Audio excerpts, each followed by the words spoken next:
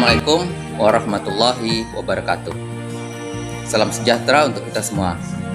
Apa kabar anak-anak semuanya? Bapak harapkan kalian semua dalam keadaan sehat walafiat dan selalu dalam lindungan Allah Subhanahu wa taala. Baiklah anak-anak, sebelum kita mulai pembelajaran kita kali ini, izinkan Bapak sekali lagi memperkenalkan diri Bapak pribadi. Nama Bapak Norpandi, guru kelas 3 SDS 021 Mutiara Hati Pulau Burung. Khususnya di sini Bapak mengajar mata pelajaran tematik. Tetap semangat belajar meski kalian harus di rumah aja. Dan melalui video pembelajaran kali ini, simak dan dengarkan penjelasan berikut dengan baik. Anak-anak sekalian yang saat ini kelas 3 SD yang Bapak banggakan. Pada hari ini Bapak akan mengajarkan mata pelajaran Bahasa Indonesia tema 3 subtema 1 dengan judul pelajaran yang akan Bapak jelaskan adalah benda-benda di sekitar kita dan juga sifatnya. Dan tujuan dari pelajaran kita ini adalah diharapkan nantinya anak-anak semua mengetahui sifat-sifat benda di sekitarmu sehingga kamu dapat memanfaatkannya dengan baik. Coba kamu perhatikan gambar berikut. Ada gambar telur, bunga, pena, penghapus, meja, kursi, dan sebagainya. Nah, anak-anak, tahukah kamu gambar-gambar tersebut adalah contoh-contoh benda yang ada di sekitar kita, dari yang terkecil hingga terbesar. Semua itu disebut benda. Jadi, yang dimaksud benda itu adalah segala sesuatu yang menempati ruang atau yang memiliki bentuk dan mempunyai massa, atau biasa sering kalian sebut itu berat dalam kehidupan sehari-hari. Benda-benda tersebut ada yang benda hidup dan ada juga benda mati.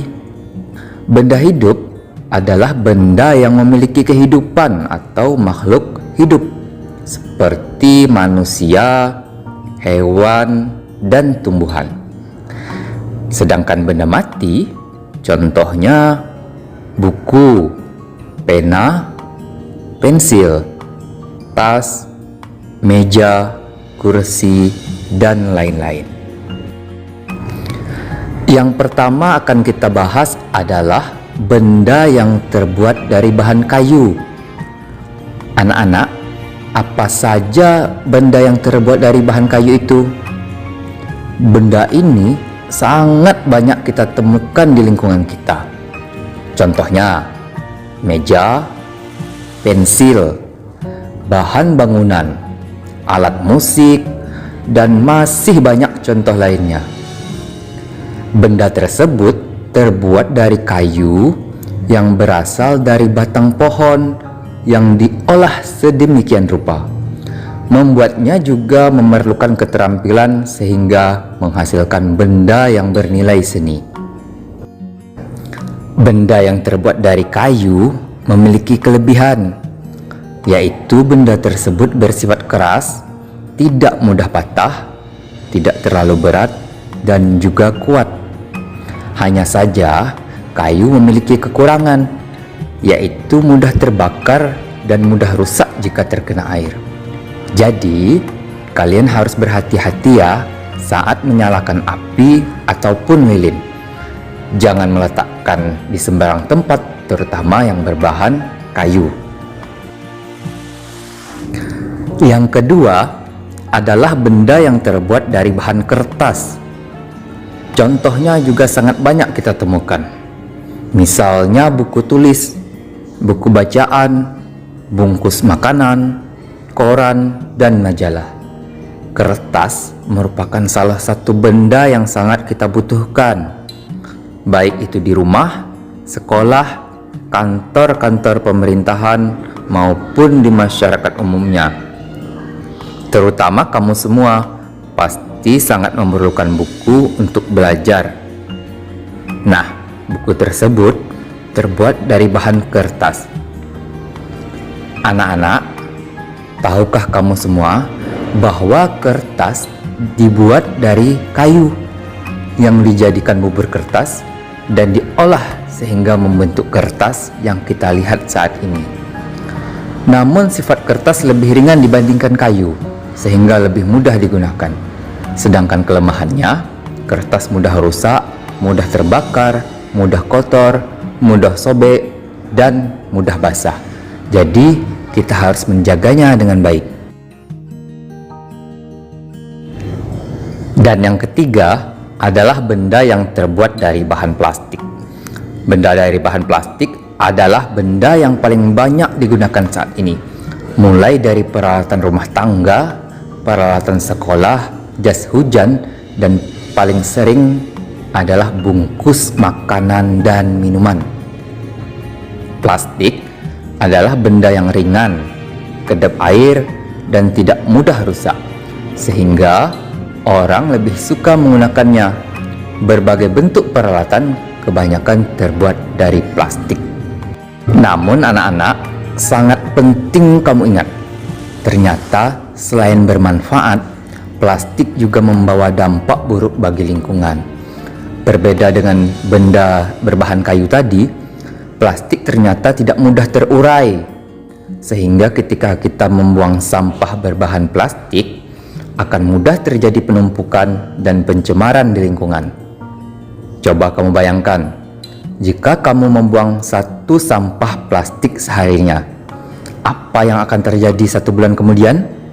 Pasti lingkunganmu akan memiliki lebih kurang 30 sampah. Dan bagaimana jika 1 tahun, 2 tahun, atau 3 tahun kemudian? Tak terbayangkan berapa banyak sampah yang dihasilkan satu orang setiap tahunnya. Oleh sebab itu, kita harus menggunakan bahan plastik dengan bijak. Nah, bagaimana cara kita mengurangi sampah plastik di lingkungan kita? Salah satunya adalah dengan melakukan kegiatan berikut. Yang pertama, kita bisa kurangi penggunaan benda yang berbahan plastik dengan cara menggantinya dengan bahan lain yang tidak merusak lingkungan. Misalnya, kamu bisa menggunakan tempat minum sendiri untuk mengganti bungkus minuman yang akan kamu beli. Yang kedua, kamu bisa juga menggunakan kembali benda-benda berbahan plastik tersebut jika masih layak untuk digunakan. Jangan langsung dibuang untuk menghindari bertambahnya sampah di lingkungan kita. Yang ketiga, kamu bisa juga mendaur ulang barang-barang berbahan plastik tersebut. Untuk sampah plastik yang tidak terpakai lagi, kamu bisa mendaur ulang menjadi benda lain yang bermanfaat dan bernilai seni. Contohnya, bungkus plastik dijadikan kerajinan tangan seperti bunga, tas, dan masih banyak contoh lain yang dapat kita hasilkan dari mendaur ulang sampah plastik. Demikian video pembelajaran kita kali ini. Semoga video pembelajaran tadi mudah untuk kita semua pahami. Sebelum Bapak tutup, Bapak ingatkan kembali lagi, tetap semangat belajar meski kita harus di rumah aja.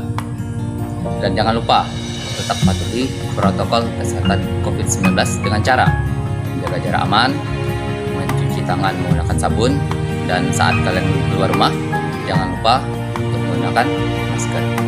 Demikian, Bapak sudahi.